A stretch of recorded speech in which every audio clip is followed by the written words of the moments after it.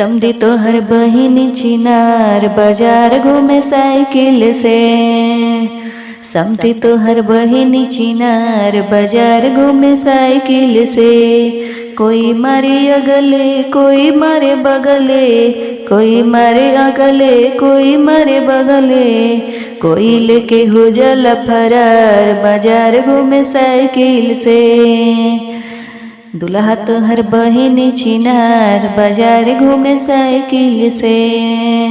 कोई मारे अगले कोई मारे बगले, कोई मारे अगले कोई मारे बगले, कोई लेके हो जाला फरार बाजार घूमे साइकिल से।